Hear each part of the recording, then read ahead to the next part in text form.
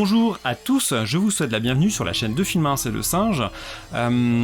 J'avais envie de m'adresser aujourd'hui en particulier à mes copains youtubeurs qui se posent encore des questions sur le traitement du son et sur le son de la voix sur YouTube et quand vous faites des vidéos. J'ai pour ça retenu quatre points importants auxquels il faut faire attention. Après, ils ont plus ou moins d'importance les uns par rapport aux autres. Et je vous laisse un petit peu juger de tout ça. C'est pas un tuto, hein, c'est juste pour rappeler ces points-là. Comme ça, au moins, vous avez déjà, vous aurez ça en tête si vous souhaitez améliorer la qualité de votre son.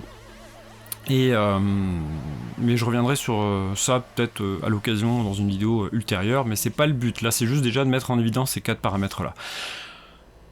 Et ils sont pas forcément par ordre d'importance, après ça dépend déjà de ce que vous avez fait de votre côté. Vous avez le micro qui a son importance, évidemment un micro à 2000 € pas forcément vous donner la même chose qu'un petit micro à 20 €, mais avec le petit micro à 20 €, comme le Boya que je conseille très souvent, vous n'allez pas avoir forcément des trucs très moches, bien au contraire, il faut juste avoir quelques petites choses en tête, notamment par exemple sur ce micro-là, ce qui va poser problème, c'est qu'il va saturer très vite, donc ça veut dire qu'il vaut mieux avoir un son relativement homogène et faire attention d'emblée, si vous le branchez directement sur l'appareil photo par exemple, bien regarder ce que votre volume d'entrée ne sature jamais.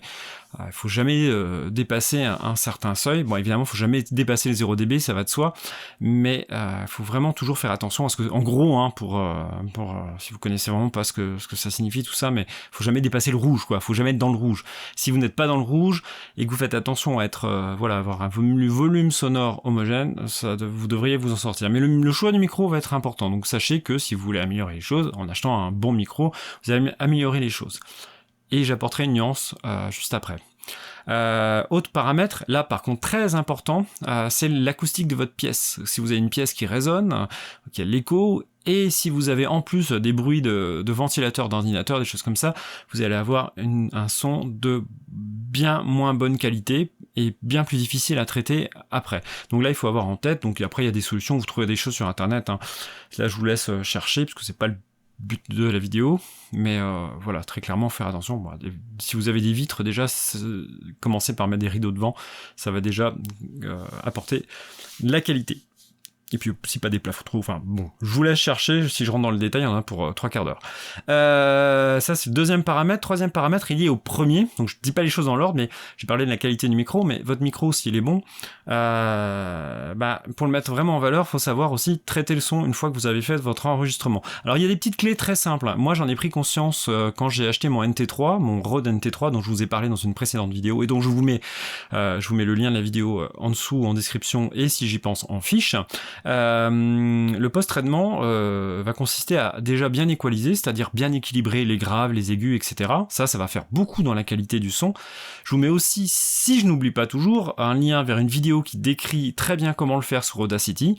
Voilà, largement mieux que je ne pourrais le faire.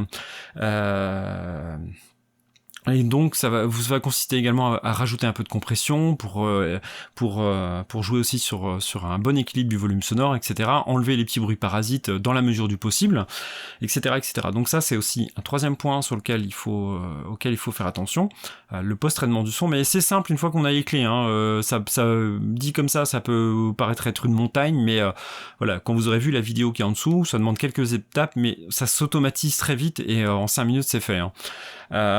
Et quatrième point, c'est la distance au micro, tout simplement. Si vous êtes à 3 km de votre micro, alors certes, il y a le volume du son, enfin 3 km j'exagère un petit poil quand même, mais si vous êtes, on va dire, à 2 mètres de votre micro, certes il va y avoir le volume moins bon, mais vous allez aussi avoir la distance qui va s'entendre, évidemment, et c'est un son beaucoup moins agréable, et puis en plus difficile à traiter, parce que pour le coup, le volume de votre voix va se retrouver en équilibre beaucoup plus avec les sons ambiants, et donc beaucoup plus difficile à rattraper. C'est ce qui est arrivé dans l'une des vidéos que vous avez entendues, celle que j'ai tournée il y a quelques jours, peut-être une semaine ou deux, enfin je sais plus exactement, mais dans la série des vidéos quotidiennes, une que j'ai tournée devant un étang et un barrage. Là, vous avez très clairement clairement entendu les bruits ambiants, qu'il a fallu que j'essaye de réduire dans la mesure du possible. Ça n'a pas été évident et le résultat n'est pas concluant, mais voilà, là, la cause principale est tout simplement que j'étais trop distant par rapport au micro. Je voulais qu'on me voie un peu mieux et je n'avais pas pensé à prendre un micro cravate avec moi. Et j'ai utilisé un micro qui était trop distant, qui n'était pas fait pour, donc il a capté énormément des sons qui étaient derrière, ce qui a fait que c'était moins bon. Voilà, j'ai fait à peu près le tour. Le but c'était pas de rentrer dans le détail, c'était juste que vous preniez conscience de ça si vous avez envie d'améliorer le son sur vos vidéos YouTube. Il y a encore plein de choses, il y a encore d'autres paramètres évidemment qu'on peut prendre en compte, mais c'est les principaux. Je vous recommande d'aller voir pour le traitement du son la vidéo que je vous mets en lien.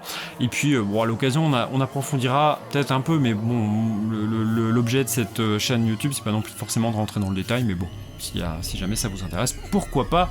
On verra ça en temps et en heure. Je vous souhaite une bonne journée, bonne soirée, bonne plein de choses. Et puis on se dit à demain.